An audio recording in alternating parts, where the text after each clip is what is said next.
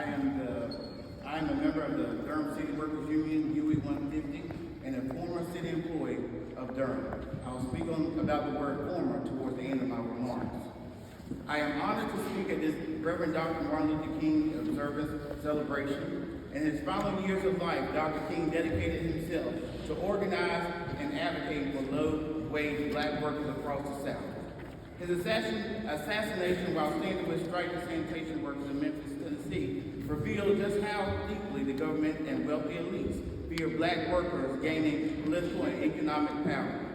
Sadly, those same dynamics remain as of today. North Carolina is still the least unionized state in the country and one of only 2 states where collective bargaining for public workers is illegal. Dr. King quite literally gave his life fighting for the rights we are still struggling with nearly 60 years later. I joined UE150 during the historic sanitation workers strike in 2023. While wages have increased, the city has made some investments in its workforce, and for our demand for fair pay has not yet been met. Too often, the city continues to invest disproportionately in its highest paid employees, professional office staff, rather than the frontline workers who remain the core infrastructure of the city every day. Durham is also facing a severe housing affordability crisis. According to HUD's fair market rent data, the cost of one-bedroom apartment has risen from $1,000 just 3 years ago to $1,600 plus in 2025. That makes no sense. While working class people are being systematically pushed out of the city they serve, many city workers now commute 30 minutes or more to work each day. During the most recent municipal election, housing developers poured record amounts of money into local politics.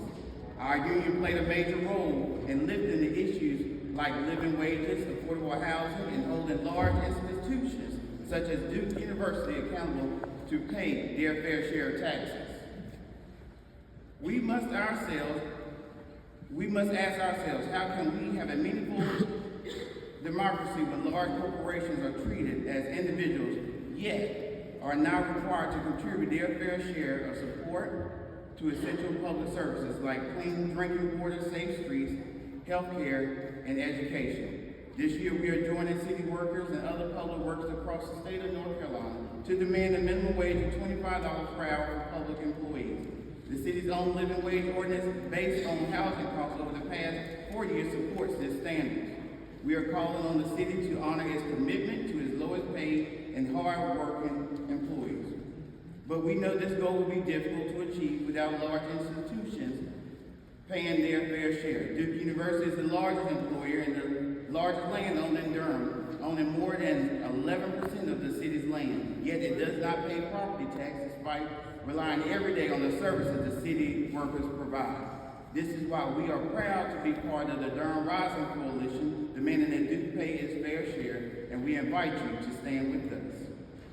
Before I leave this stage, I would like to share a matter of serious public concern, one that directly affects me. This past December, just a couple days before Christmas, I was fired from my job with the City of Durham Police Department over petty and baseless claims, such as wearing the wrong color pants. The real reason, however, was my visibility, support for my union endorsed candidates in the November City Council election. Some in my department felt threatened by my political engagement, my willingness to speak out.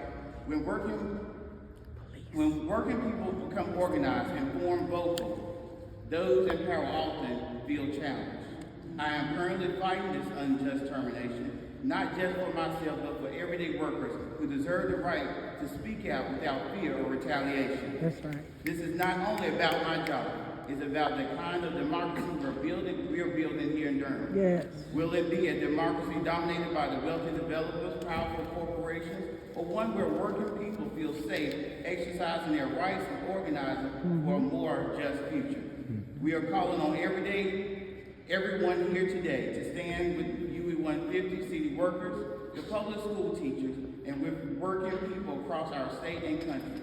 Together, we must stand up to a corporate political elites, locally, statewide, and nationally. Freedom is never voluntarily given by the oppressor. it must be demanded by the oppressed. Dr. Martin Luther King.